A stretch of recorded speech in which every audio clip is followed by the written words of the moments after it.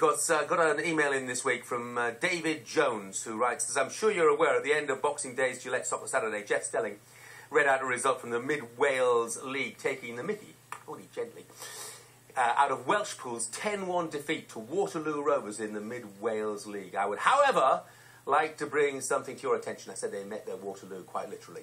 And Dave writes, Welshpool Town is one of the oldest clubs in Wales, 133 years old. This summer we're going to fold and go out of existence, despite being in the Welsh Premier League only 2 years ago.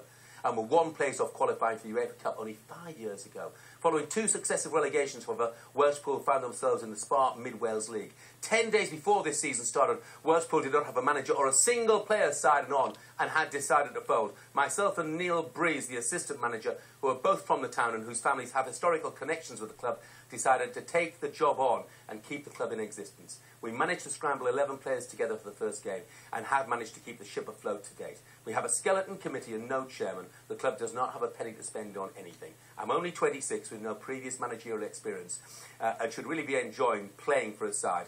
But I'm doing the job entirely to try and keep one of the club's oldest, the country's oldest clubs going for no reward whatsoever.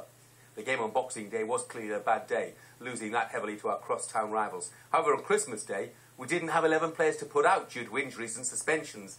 Then, despite throwing 11 together on Boxing Day, our keeper got injured, resulting in myself having to play in goal for the second half, which went some way to explaining the scoreline. So perhaps, therefore, Sky Sports News and Soccer Saturday would like to give the club a bit of positive coverage and highlight the struggles of one of Wales' oldest clubs and the amount of time that people are spending, a small number of people are spending, to try and keep this club afloat. Well, Dave, I have to say, very well said indeed. That's absolutely brilliant. Putting all the club's problems into perspective. So no more taking the mickey out of Welshpool Town.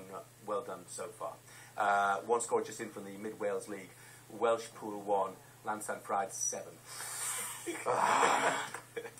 But watch this space, because you will hear more about Welshpool Town on Gillette Soccer Saturday. That is for sure. Now then.